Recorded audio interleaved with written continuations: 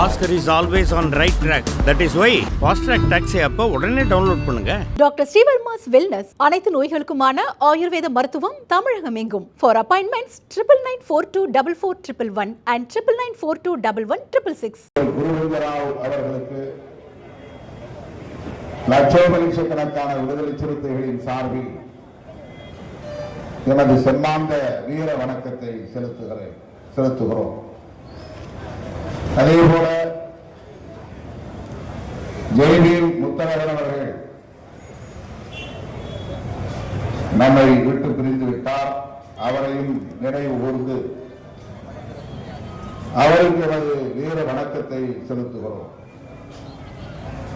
ஐயா குருவிந்தராவ் அவர்கள் தலை சிறந்த ஓவிய கலைஞர். தனது கடைசி வாழ்நாட்கள் முழுவதையும் விடுதலை சிறுத்தைகள் கட்சிக்கென தன்னை ஒப்படைத்துக் கொண்டவர். இந்த இயக்கத்தையும் குறிப்பாக என்னையும் அவர் உளமாற நேசித்ததை நாம் அறிவோம். புரட்சியாளர் அம்பேத்கர் திருவுருவப் படம், தந்தை பெரியாருடைய திருவுருவப் படம், என்னுடைய படம் என்று அவருடைய கைவண்ணத்தால் அழகிய ஓவியங்களை வரைந்து எனக்கு பரிசளித்திருக்கிறார். தனது மறைந்த தந்தை தொல்காப்பியன் அவர்களின் திருவுருவப் படத்தையும்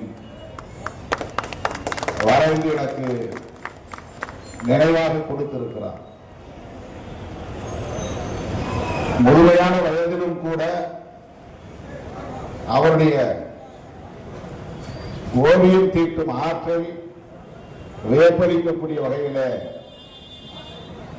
மிக நேர்த்தியாக இருந்ததை நாம் கண்டு மகிழ்ந்திருக்கிறோம். இத்தனை வயதிலும் கூட எப்படி நீங்கள் சுறுசுறுப்பாக இருக்கிறீர்கள் என்று நான் வியந்து அவரிடத்தில் பல முறை கேட்டிருக்கிறேன். உடல் பருமன் கூட அவருக்கு ஒரு பொருட்டாக இருந்ததில்லை. அதைவிட முக்கியமாக இளைஞர்களிடையே இருக்கிற அந்த துடிப்பு, வற்றாத அந்த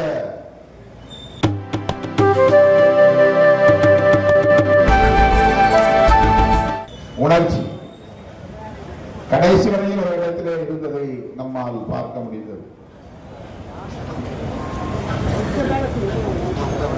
சற்றும் எதிர்பாராத நிலையிலே நம்மை விட்டவர் பிரிந்து விட்டார். அவருடைய நினைவை போற்றக்கூடிய வகையிலே இந்த வீரவணக்க நிகழ்வை ஒருங்கிணைக்க வேண்டும் என்று பலமுறை நாம் திட்டமிட்டும் பல்வேறு காரணங்களால், தவிர்க்க முடியாத காரணங்களால் தள்ளி தள்ளி போய்கொண்டே இருந்தது.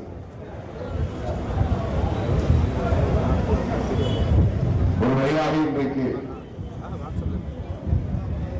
இந்த வீரவணக்க நிகழ்வை நடத்தக்கூடிய சூழல் அமைந்தது சற்று ஆறுதல் அளிக்கிறது. இல்லை என்றால் அது ஒரு நெருடலாகவே இருந்திருக்கும். அது ஒரு குற்ற உணர்வாகவே இருந்திருக்கும். இந்த இயக்கத்தையும் தலைமையையும் வெகுவாக நேசித்த இந்த இயக்கத்தின் மூத்த தலைவர்கள் ஒருவரான ஐயா ஓவியர் குருவிந்தராவ் அவர்களை இந்த நேரத்தில் நினைவு கூர்ந்து அவருடைய பங்களிப்புகளை போற்றி உங்கள் சார்பில் நான் மீண்டும் ஒரு முறை அவருக்கு எனது செம்மாந்த வீர வணக்கத்தை செலுத்துகிறேன். ஜெய்பீம் முத்தரகன் அவர்களை பற்றி நம்முடைய டாக்டர் மாசுராமணி அவர்கள் இங்கே நினைவு கூர்ந்தார். திராவிட இயக்க தோழராக களமாடி பின்னர் புரட்சியாளர் அம்பேத்கரின் கொள்கைகளை ஏற்றுக்கொண்டு ஜெய்பீம் என்கிற அடைமொழியோடு இயங்கி வந்ததை இங்கே எடுத்துரைத்தார், நினைவு கூர்ந்தார்.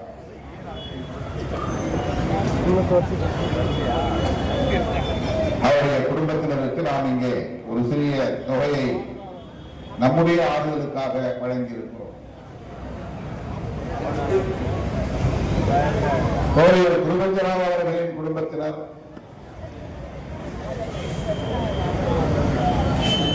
இழப்பீட்டுத் தொகை எதுவும் வேண்டாம் என்று மறுதளித்து விட்டதை தோழர்கள் இங்கே எடுத்துரைத்தார்கள்.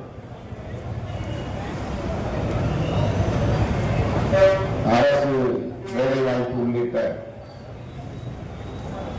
பொருளியல் ரீதியான வசதி குடும்பத்திற்கு உள்ள சூழலில் இயக்கம் அவருக்கு வீர வணக்கம் செலுத்துவதே போதுமானது, அவரை நினைவு கூர்ந்து அவருக்கு சிறப்பு செய்வதே போதுமானது என்கிற கருத்தை வெளிப்படுத்தியதாக தோழர்கள் இங்கே சொன்னார்கள்.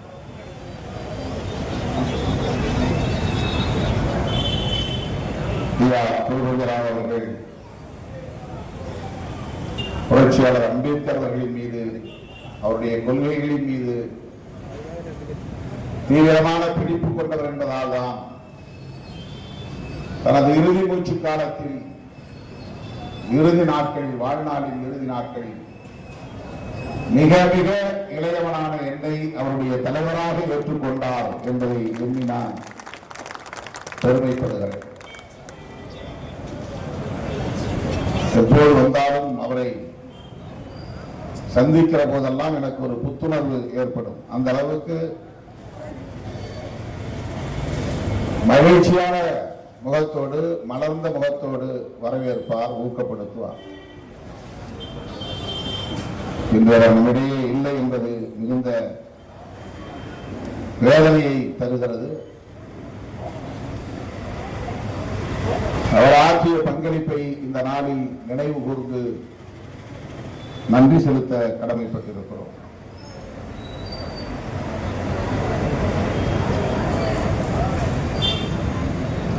இன்றைக்கு இந்திய நாடு முழுவதும் காஷ்மீரிலே நடந்த பயங்கரவாத தாக்குதல், அந்த படுகொலை பெரும் பதற்றத்தை ஏற்படுத்தி இருக்கிறது. நமக்கும் அது மிகுந்த கவலையை அளிக்கிறது. அப்பாவி பொதுமக்கள் பாதுகாப்பு இருக்கும் என்கிற நம்பிக்கையோடு பகல்காம் என்கிற இடத்திற்கு சென்றிருக்கிறார்கள். அவர்களை சற்றும் எதிர்பாராத ஒரு சூழலில் பயங்கரவாத கும்பல் துப்பாக்கியால் சுட்டு படுகொலை செய்திருக்கிறார்கள். அதில் சையத் ஹுசேன் என்கிற ஒரு இஸ்லாமியரும் கூட கொல்லப்பட்டிருக்கிறார். இத்தகைய இந்த பயங்கரவாதத்தை எதிர்த்து இந்திய ஒன்றிய அரசு மட்டுமல்ல, இந்திய குடிமக்களாக இருக்கிற நாம் அனைவரும் சேர்ந்து போராட வேண்டியிருக்கிறது. அதில் நமக்கு எந்த மாற்று கருத்தும் இல்லை. பயங்கரவாதம் எந்த வடிவத்தில் இருந்தாலும் அதை நாம் ஏற்க முடியாது. அதனால்தான் ஈழத்தமிழர்களுக்காகவும் நாம் எண்ணற்ற பல களங்களை அமைத்து போராடி இருக்கிறோம்.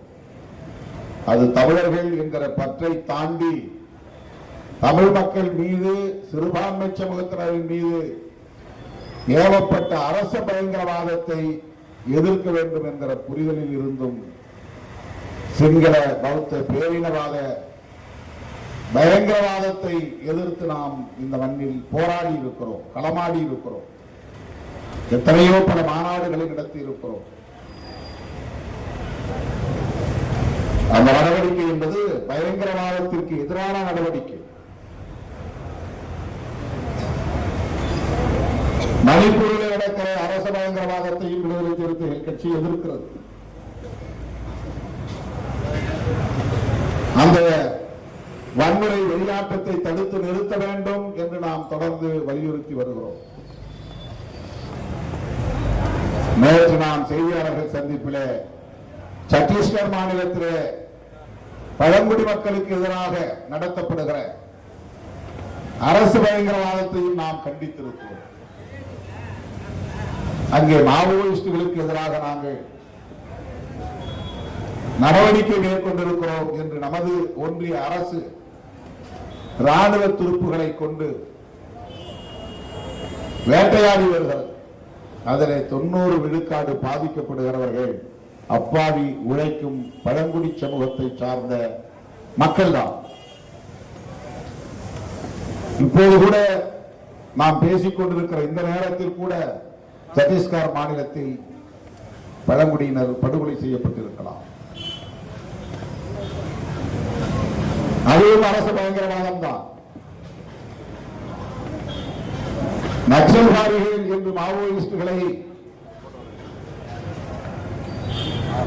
அடையாளப்படுத்தி அல்லது அந்நியப்படுத்தி அவர்களை ஒடுக்க வேண்டும் என்று அரசு முன்னெடுத்திருக்கிற நடவடிக்கைகளை நாம் விமர்சிக்கவில்லை.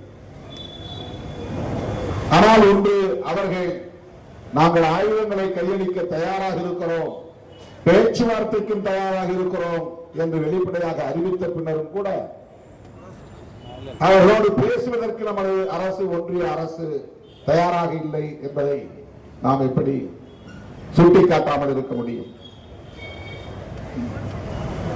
உள்துறை அமைச்சர் அமித்ஷா பதவி விலக வேண்டும் என்று நான் சொல்லிவிட்டேனா?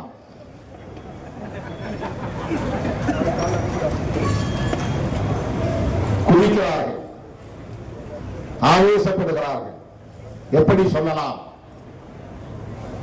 இந்த நேரத்தில் இந்தியர்கள் எல்லாம் ஒற்றுமையாக இருந்து பயங்கரவாதத்தை எதிர்க்க வேண்டாமா என்ற கேள்வியை எழுப்புகிறார்கள். அதில் நமக்கு எந்த மாற்று கருத்தும் இல்லை. இந்த நாட்டு மக்களை பாதுகாக்க வேண்டும். இந்திய மக்கள் அனைவரும் இந்தியர் என்ற உணர்வோடு ஒருங்கிணைந்து இயங்க வேண்டும் என்பதிலே நமக்கு துளியும் மாற்று கருத்து கிடையாது. ஆனால் நீங்கள் நாள்தோறும் செய்கிற வேலை என்ன? பாரதிய ஜனதா கட்சி, RSS உள்ளிட்ட சங்பரிவார் அமைப்புகள் நெஞ்சிலே கை வைத்து சிந்திக்க வேண்டும். இந்திய மண்ணில் வசிக்கக்கூடிய அனைவரையும் இந்தியர்களாக அணிதிரட்டுவதற்கு நீங்கள் என்ன நடவடிக்கைகளை மேற்கொண்டிருக்கிறீர்கள்? நீங்கள் இந்தியர்களை இந்துக்கள் என்றும் முஸ்லிம்கள் என்றும் பாகுபடுத்தி பகை மூட்டி வெறுப்பை விதைத்து வன்முறை வெறியாட்டத்திற்கு வித்திடுகிறீர்களா இல்லையா? அதை மறுக்க முடியுமா? இஸ்லாமியர்களா, அந்நியர்களா, அராபியர்களா? இந்த மண்ணின் பூர்வீக குடிகள் தானே, இந்தியர்கள் தானே. அவர்களை அந்நியர்களைப் போல ஒவ்வொரு நாளும் சித்தரித்துக் கொண்டிருப்பது எப்படி இங்கே இந்திய ஒருமைப்பாட்டுக்கு வழிவகுக்கும்? இது எவ்வளவு ஆபத்தான அரசியல்!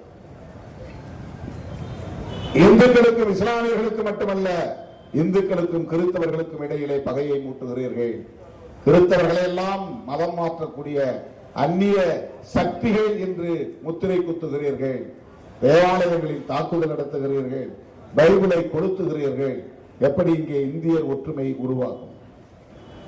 எப்படி இங்கே மத நல்லிணக்கம் தழைக்கும்? இந்துக்களுக்கும் சீக்கியர்களுக்கும் இடையிலே முரண்பாட்டை வளர்க்கிறீர்கள். இந்துக்களுக்கும் பௌத்தர்களுக்கும் இடையிலே பகையை மூட்டி விடுகிறீர்கள். இந்துக்களுக்கும் பார்சிகளுக்கும் இடையிலே மதத்தின் அடிப்படையிலே பகையை மூட்டுகிறீர்கள். அப்பாவி இந்து மக்கள் அதையும் நம்பி வன்முறைகளில் ஈடுபடும் அவலம் இங்கே தொடர்கிறது. இந்துக்களாக இருந்தாலும் இஸ்லாமியர்களாக இருந்தாலும் நாம் அனைவரும் சகோதரர்களாய் வாழ வேண்டும், இந்தியர்களாய் ஒருங்கிணைந்து நிற்க வேண்டும் என்றல்லவா பிஜேபி பேசி இருக்க வேண்டும். இத்தனை ஆண்டுகால பிஜேபி அரசியல் வரலாற்றில் இந்துக்களும் இஸ்லாமியர்களும் இந்த மண்ணின் மைந்தர்கள் தான், சகோதரர்கள் தான் என்று என்றைக்காவது எந்த தலைவராவது மேடையிலே பேசியது உண்டா? சான்றுகள் உண்டா? எப்படி இஸ்லாமியர்கள் அந்நியர்களாகி விடுவார்கள்? அவர்களுக்கு எதிரான பகையை மூட்டுவதிலே நீங்கள் குறியாக இருக்கிறீர்களா இல்லையா? இது எவ்வளவு பெரிய தீங்கான அரசியல்! காந்தியடிகளுக்கும் நமக்கும் கருத்தியல் முரண் உண்டு. ஆனால் அந்த காந்தியடிகள் இந்த நாடு பிரிந்த போது, இந்துக்களும் இஸ்லாமியர்களும் மோதிக்கொண்ட போது, ரத்த களரி நிகழ்ந்த போது, வன்முறை வெறியாட்டம் தலைவிரித்தாடிய போது இந்துக்களும் முஸ்லிம்களும் மோதிக்கொள்ள வேண்டாம், நாம் அனைவரும் ஒரே மண்ணால் செய்யப்பட்ட வெவ்வேறு பாதைகள் என்று சொன்னாரா இல்லையா? சகோதரத்துவத்தை வலியுறுத்தினாரா இல்லையா? அதற்காகத்தானே நாத்ராம் கோட்சே காந்தியை சுட்டுக் கொன்றான். அந்த சகோதரத்துவத்தை வலியுறுத்தியதற்காகத்தானே. அந்த நாளிலிருந்து இந்த நாள் வரை இதுதானே தொடர்கிறது.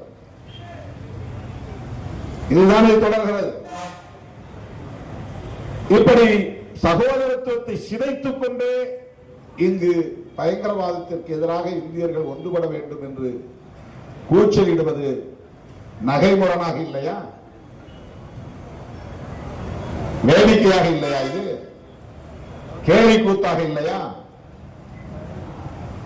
சவுதி அரேபியாவில் சுற்றுப்பயணம் செய்து கொண்டிருந்த மோடி அவர்கள் இப்படி ஒரு தாக்குதல் நடந்தது என்றதும் அந்த பயணத்தை எல்லாம் ரத்து செய்துவிட்டு இந்தியா திரும்பிவிட்டார்.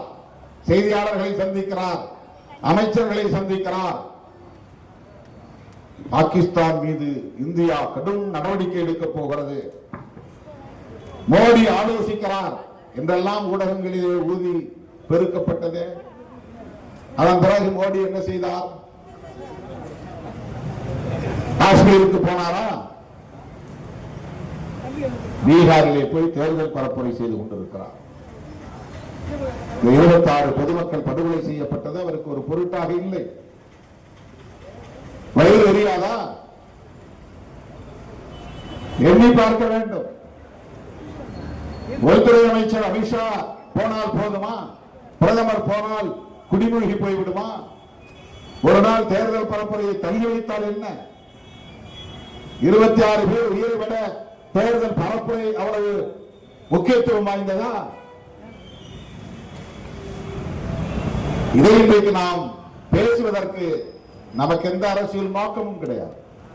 பாரதிய ஜனதாவை எதிர்த்து பேசி விடுதலை சிறுத்தைகள் கட்சி என்ன டெல்லியில் ஆட்சிக்கு வந்து விட போகிறதா?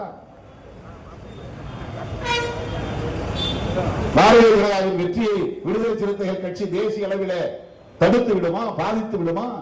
பாதிக்க செய்து விடுமா? ஒன்றும் கிடையாது. எங்கள் ஆதங்கத்தை நாங்கள் வெளிப்படுத்துகிறோம். நீங்கள் தானே சொன்னீர்கள், ஆர்டிகிள் 370 அரசமைப்பு சட்டத்தின் உறுப்பு எண் 370 நீக்கிவிட்டால் ஜம்மு காஷ்மீரில் பயங்கரவாதம் இருக்காது என்று சொன்னது நீங்கள் தானே. நீக்கினீர்களா இல்லையா? நீக்கிய பிறகு என்ன சொன்னீர்கள்? அமைதி நிலவுகிறது, ஜனநாயகம் தழைக்கிறது, சுற்றுலா பயணிகள் எல்லாம் சுதந்திரமாக போய் வரலாம். அந்த பேச்சை நம்பித்தானே பொதுமக்கள் அங்கே போனார்கள். அரசமைப்பு சட்டம் உறுப்பு எண் 370 நீக்கிய பிறகும், ஜம்மு காஷ்மீரை இரண்டாக உடைத்த பிறகும் அங்கே பொதுமக்களை சுட்டுக் கொல்லுகிறார்கள் என்றால் பயங்கரவாதம் இன்னும் இருக்கிறதா இல்லையா? ஆர்டிகிள் 370க்கும் அங்கே நடக்கிற பயங்கரவாதத்திற்கும் சம்பந்தம் இல்லை. அதுதான் அதற்கு பொருள். அரசமைப்பு சட்டம் 370 உறுப்பு எண் 370 அவர்களுக்கு தனி உரிமையை தந்தது, அவ்வளவுதான். அந்த மண்ணிலே நாம் போய் நிலம் வாங்க முடியாது, வீடு கட்ட முடியாது, சொந்தமாக பங்களா கட்ட முடியாது. அதுதான் மோடி அமித்ஷாவுக்கு பிரச்சனை. அவருடைய நண்பர் அதானி அங்கே பங்களா வாங்கி கட்டி அங்கே சுதந்திரமாக உழவ விரும்பினார். அதானி அம்பானிகளுக்கு அங்கே நுழைய முடியவில்லை, அதுதான் பிரச்சனை. முதலீடு செய்ய முடியவில்லை, அதுதான் பிரச்சனை. அங்குள்ள கனிம வளங்களை சுரண்ட முடியவில்லை, அதுதான் பிரச்சனை. பன்னாட்டு நிறுவனங்களை அங்கே கொண்டு வந்து இறக்க முடியவில்லை, அதுதான் பிரச்சனை. ஆர்டிகிள் 370 நீக்கிவிட்டார்கள். இப்போது அதானி போய் அங்கே எத்தனை ஏக்கர் புல்வெளிகளையும் பசுமை வெளிகளையும் விலைக்கு வாங்க முடியும்? ஜம்மு காஷ்மீரையே விலைக்கு வாங்க முடியும். அதற்காகத்தான் அவர்கள் கதவுகளை திறந்து விட்டார்கள். முன்னாள் மேஜர் ஜெனரல் பஷி என்பவர் சொல்லியிருக்கிறார், 1,80,000 துருப்புகளை அவர்கள் குறைத்து விட்டார்கள். ராணுவ செலவை மட்டுப்படுத்துகிறோம் என்கிற பெயரால் பாதுகாப்புக்காக எல்லை ஓரத்திலே நின்றவர்களை எல்லாம் வெளியேற்றி விட்டார்கள். இது யார் சொன்னது? விடுதலை சிறுத்தைகள் கட்சியை சார்ந்தவரா அவர்? திமுகவை சார்ந்தவரா? ராணுவத்துறையில் பணியாற்றிக் கொண்டிருப்பவர், பணியாற்றியவர். எதற்காக 1,80,000 ராணுவ வீரர்களை அங்கிருந்து நீங்கள் திரும்ப பெற வேண்டும் அல்லது வெளியேற்ற வேண்டும், ஆட்குறைப்பு செய்ய வேண்டும்? இந்த கேள்விகள் எழாதா? இந்த அடிப்படையிலே அரசியல் காரணங்களுக்காக நம்முடைய ஆதங்கத்தை நாம் வெளிப்படுத்துகிறோம். உங்களுக்கு இருக்கிற அதே அளவுக்கான அக்கறை இந்த நாட்டை பாதுகாப்பதில் சிறுத்தைகளுக்கும் இருக்கிறது. அதனால் நாம் இந்த கருத்தை முன்வைக்கிறோம். உடனே மு.க. ஸ்டாலின் அவர்களை நீங்கள் பதவி விலக சொன்னீர்களா? முழங்காலுக்கும் மொட்டை தலைக்கும் முடிச்சு போடுகிறார்கள். உமர் அப்துல்லாவை பதவி விலக சொன்னீர்களா? உமர் அப்துல்லா ஒரு யூனியன் டெரிட்டரியின் முதலமைச்சர், எந்த அதிகாரமும் கிடையாது. யூனியன் டெரிட்டரி என்றால் பாண்டிச்சேரி மாதிரி, யூனியன் என்றால் டெல்லியில் இருக்கிற அரசாங்கம், டெரிட்டரி என்றால் நிலப்பரப்பு. நேரடியாக டெல்லியிலே அரசாங்கம் இருக்கிறது, அந்த அரசாங்கத்துக்குரிய நிலப்பரப்பு என்று பொருள், மாநிலம் என்று பொருள், பிரதேசம் என்று பொருள். தமிழ்நாடு மாதிரி ஒரு ஸ்டேட் கிடையாது, யூனியன் டெரிட்டரி. இன்னைக்கு ஜம்மு காஷ்மீரை ஒரு யூனியன் டெரிட்டரியாக மாற்றிவிட்டீர்கள், லடாக் பகுதியை ஒரு யூனியன் டெரிட்டரியாக மாற்றிவிட்டீர்கள். ஜம்மு காஷ்மீரில் மட்டும் சட்டமன்ற அமைப்பை உருவாக்கி தேர்தல் நடத்தி இருக்கிறீர்கள். அந்த தேர்தலில் உங்களால் ஜெயிக்க முடியவில்லை. மீண்டும் தேசிய மாநாட்டு கட்சியின் தலைவர் உமர் அப்துல்லா தான் ஜெயித்து வெற்றி பெற்று முதலமைச்சராக அமர்ந்திருக்கிறார். ஆனால் எந்த அதிகாரமும் கிடையாது. அவர் எப்படி பயங்கரவாதத்தை தடுக்க முடியும்? பார்டர் செக்யூரிட்டி யாருடைய கட்டுப்பாட்டில் இருக்கிறது? எல்லையோர பாதுகாப்பு, பயங்கரவாத தடுப்பு யாருடைய கட்டுப்பாட்டில் இருக்கிறது? மாநில அரசின் கட்டுப்பாட்டிலா? எப்படி உயர்த்தமாக பேசுகிறார்? கள்ளச்சாராயம் அருந்தி 40 பேர் உயிரிழந்தார்கள் என்பது பெரும் துயர செய்தி. கடுமையாக கண்டித்திருக்கிறோம். அதற்காகவே மது மற்றும் போதைப் பொருள் ஒழிப்பு மாநாட்டை நடத்தி இருக்கிறோம். முதலமைச்சரை சந்தித்து மதுக்கடைகளை மூடுங்கள் என்று நாங்கள் வலியுறுத்தி இருக்கிறோம். அதில் இன்னும் உறுதியாக இருக்கிறோம். இதற்கும் அந்த பயங்கரவாதத்திற்கும் என்ன தொடர்பு? அது எவ்வளவு மோசமான ஒரு பயங்கரவாத நடவடிக்கை. அவரே ஒப்புக்கொண்டதாக செய்திகள் வருகின்றன. பாதுகாப்புத்துறையின் தோல்விதான் இதற்கு காரணம். அதைவிட முக்கியமாக பாரதிய ஜனதா கட்சியை சார்ந்த சுப்பிரமணிய சுவாமி, நானாவது விலகுங்கள் என்று வேண்டுகோள் விடுத்தேன். அவர் மோடிக்கு ஆணையிடுகிறார், அவரை நீக்குங்கள் அந்த பதவியில் இருந்து. அவர் பாரதிய ஜனதா கட்சிக்காரர். ஏன் அவரை உங்களால் விமர்சிக்க முடியவில்லை? திருமாவளவன் என்றால் இளக்காரம். அதெல்லாம் அந்த காலம். விடுதலை சிறுத்தைகளை இளக்காரமாக பார்த்த காலம் அந்த காலம். தமிழ்நாட்டின் தவிர்க்க முடியாத அரசியல் சக்தியாக இன்றைக்கு நாங்கள் பொதுமக்களின் அங்கீகாரத்தோடு தலை நிமிர்ந்து நிற்கிறோம். அதை பெருமையோடு சொல்ல கடமைப்பட்டிருக்கிறேன். தோழர் ரவிக்குமார் அவர்கள் சொன்னதை போல இன்றைக்கு விழுப்புரம் நாடாளுமன்ற தொகுதியும் சிதம்பரம் நாடாளுமன்ற தொகுதியும் மகத்தான வெற்றியை பெற்று, உங்களின் நல்லாதரவோடு வெற்றியை பெற்று இன்றைக்கு தமிழ்நாட்டில் ஒரு மாநில கட்சியாக நாம் நிமிர்ந்து நிற்கிறோம். அதையும் தாண்டி அண்டை மாநிலங்களிலும் இன்றைக்கு இந்த சிறுத்தை கொடி பறந்து கொண்டிருக்கிறது. கர்நாடகாவிலும் கேரளாவிலும் தெலுங்கானாவிலும் ஆந்திராவிலும் மகாராஷ்டிராவிலும் அந்தந்த மாநிலத்தை சார்ந்த மண்ணின் மைந்தர்கள் இந்த இயக்கத்தில் நாங்கள் இணைந்து செயல்படுகிறோம் என்று தானாக முன்வந்து இணைந்து செயல்படுகிறார்கள். ஒரு காலம் வடக்கே இருந்து தலித் தலைவர்களை நாம் இறக்குமதி செய்தோம். அந்த நிலை இன்றைக்கு தலைகீழாக மாறி இருக்கிறது. வடக்கே இருக்கிற தோழர்கள் இன்றைக்கு தமிழ்நாட்டில் இருந்து எங்களுக்கு சிறுத்தைகள் இயக்கம் வேண்டும், அந்த கொடி வேண்டும் என்று வருகிறார்.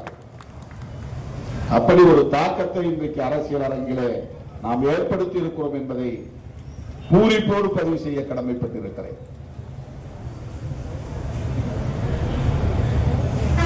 விடுதலை சிறுத்தைகள் கட்சி இன்றைக்கு திராவிட முன்னேற்ற கழகத்தின் தலைமையிலான மதசார்பற்ற முற்போக்கு கூட்டணியில் இடம்பெற்றிருக்கிறது. எப்படியாவது நம்மை அந்த கூட்டணியில் இருந்து வெளியேற்றிவிட வேண்டும் என்று பல சக்திகள் பல முனைகளில் இருந்து பல சதிகளை தீட்டி பார்த்தார்கள். விடுதலை சிறுத்தைகள் கட்சி சராசரியான ஒரு தேர்தல் கட்சி அல்ல என்பதை அவர்கள் உணர்ந்து கொண்டார்கள். இப்போது கூட நாம் தேர்தலை பற்றி கவலைப்படாமல் மே 31ஆம் தேதி வக்ஃபு திருத்த சட்டத்தை எதிர்த்து மாபெரும் பேரணியை நாம் திருச்சிராப்பள்ளியில் நடத்தப் போவதாக அறிவித்திருக்கிறோம். வெல்லும் ஜனநாயக மாநாடு இந்த மண்ணின் கவனத்தை ஈர்த்தது. ஒட்டுமொத்த அரசியல் அரங்கில் மாபெரும் அதிர்வை ஏற்படுத்தியது. அதனைத் தொடர்ந்து மது மற்றும் போதைப் பொருள் ஒழிப்பு மகளிர் மாநாடு மாபெரும் உரையாடலுக்கு வித்திட்டது. எனதருமை தோழர்களே, அவற்றையெல்லாம் மிஞ்சக்கூடிய வகையில மே 31ஆம் தேதி திருச்சிராப்பள்ளியில பல லட்சக்கணக்கான சிறுத்தைகள் திரள வேண்டும். தேர்தலுக்காக அல்ல. தேர்தல் நேரத்திலே சில பேர் கூட்டம் கூட்டி காட்டுவார்கள், அது பேரம் பேசுவதற்காக. நாம் தேர்தல் பேரத்திற்காக களங்களை அமைக்கக்கூடியவர்கள் அல்ல. அது நமக்கு 4வது 5வது இடத்தில் தான் தேர்தல் என்பது. நாட்டின் நலன்களை முன்னிறுத்தி, சிறுபான்மையினரின் பாதுகாப்பை முன்னிறுத்தி, சிறுபான்மையினருக்கு எதிரான வெறுப்பு அரசியலை எதிர்த்து மதசார்பின்மை என்கிற மகத்தான கோட்பாட்டை பாதுகாக்கும் நோக்கில் நாம் திருச்சிராப்பள்ளியிலே கூட இருக்கிறோம், திரள இருக்கிறோம், அணிதிரள இருக்கிறோம். அவ்வளவுதான். நம்மை எல்லாம் மனிதர்களாய் தலைநகர வைத்த நம்முடைய மகத்தான தலைவர் புரட்சியாளர் அம்பேத்கர் அவர்கள் வகுத்தளித்த அரசமைப்பு சட்டத்தின் முகப்புரையில் சகோதரத்துவத்திற்கும் சமத்துவத்திற்கும் மதசார்பின்மைக்கும் முக்கியத்துவம் அளித்திருக்கிறார். அரசமைப்பு சட்டத்தின் முக்கியமான கோட்பாடுகள், உயிர் மூச்சான கோட்பாடுகள், செக்யூலரிசம் என்கிற மதசார்பின்மை, புளூரலிசம் என்கிற பன்மைத்துவம், பெடரலிசம் என்கிற கூட்டாட்சி தத்துவம். இதுதான் புரட்சியாளர் அம்பேத்கர் வகுத்தளித்திருக்கிற அரசமைப்பு சட்டத்தின் உயிர் மூச்சான கோட்பாடுகள். அதே போல சுதந்திரம், சமத்துவம், சகோதரத்துவம். அரசமைப்பு சட்டத்தின் முகப்புரையிலே பிரியாம்பிள் என்கிற அந்த பகுதியிலே இந்த சொல்லாடல்கள் இடம்பெற்றுள்ளன. Liberty, equality and fraternity. சகோதரர்களாக இந்த மண்ணில் நாம் வாழ வேண்டும், அந்த சகோதரத்துவத்தை வளர்த்தெடுக்க வேண்டும். அப்போதுதான் இந்த மண்ணில் சமத்துவம் தழைக்கும் என்கிற நம்பிக்கை கொண்டிருந்தவர் புரட்சியாளர் அம்பேத்கர் அவர்கள். அத்தகைய அந்த கோட்பாட்டை சிதைக்க வேண்டும் என்பதுதான் சங் பரிவார்களின் நோக்கம், வீர சாவர்கரின் வாரிசுகளின் நோக்கம். மதசார்பின்மைக்கு ஆபத்து. அது முஸ்லிம்களுக்கு எதிரான நடவடிக்கை அல்ல, புரட்சியாளர் அம்பேத்கர் எழுதிய அரசமைப்பு சட்டத்திற்கு எதிரான நடவடிக்கை. இதை புரிந்து கொள்வதில் தான் நம்முடைய பாதுகாப்பு அடங்கி இருக்கிறது. நாம் முஸ்லிம்களுக்கு வக்காலத்து வாங்கி பேசுகிறோம் என்பதை விட நீங்கள் புரிந்து கொள்ள வேண்டும், புரட்சியாளர் அம்பேத்கர் அவர்கள் எழுதிய அரசமைப்பு சட்டத்தை பாதுகாப்பது நம்முடைய முதன்மையான கடமை. அவர்கள் அம்பேத்கருக்கு சிலை வைப்பார்கள், ஜெயந்தி கொண்டாடுவார்கள், அம்பேத்கருக்கு மாலை அணிவிப்பார்கள், மலர் தூவுவார்கள், அவர் காலடியை தொட்டும் வணங்குவார்கள். இவை அனைத்தும் 100 விழுக்காடு நாடகம் என்பதை நீங்கள் புரிந்து கொள்ள வேண்டும். அவரால் எழுதப்பெற்ற அரசமைப்பு சட்டத்தை தூக்கி எறிவதுதான் அவர்களின் உண்மையான நோக்கம். அதை நேர்த்து போக செய்வதுதான் அவர்களின் இறுதி இலக்கு.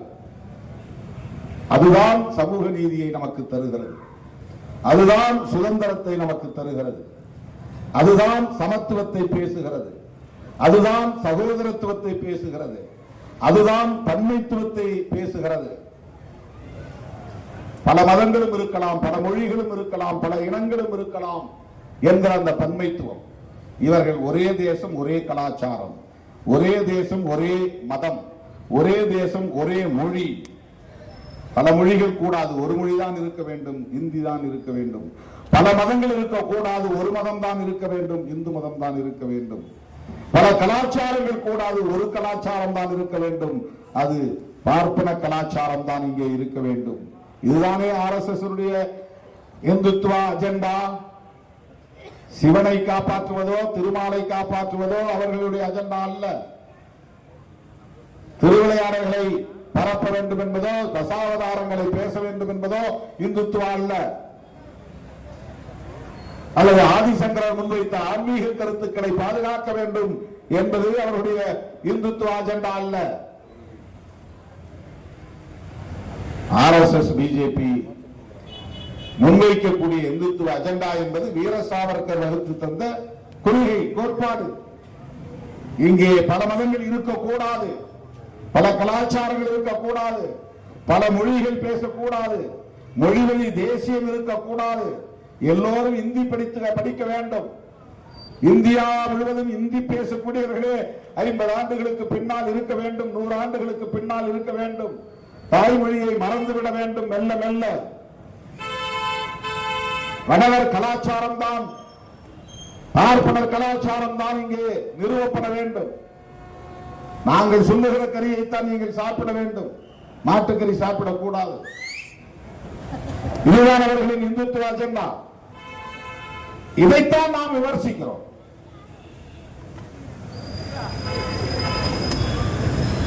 ஆனால் அவர்கள் நாம் ஏதோ ஒட்டுமொத்த இந்து சமூகத்திற்கே எதிராக பேசுகிறோம், அந்த இந்து மக்களின் நம்பிக்கையை நாம் எதிர்க்கிறோம் என்பதை போன்ற ஒரு தோற்றத்தை உருவாக்க பார்க்கிறார்கள். நாங்கள் புரட்சியாளர் அம்பேத்கரின் வாரிசுகள், தந்தை பெரியாரின் பிள்ளைகள். எங்கள் அடிகளை நாங்கள் அளந்து வைக்கிறோம்.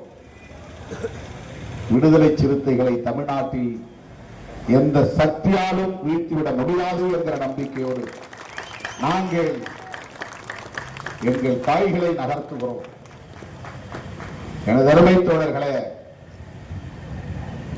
இந்த கொள்கை கோட்பாடுகளை உள்வாங்கிக் கொண்ட ஒரு மகத்தான ஆளுமைதான் நம்முடைய மறைந்த ஐயா ஓவியர் குருபதிராவ் அவர்கள்.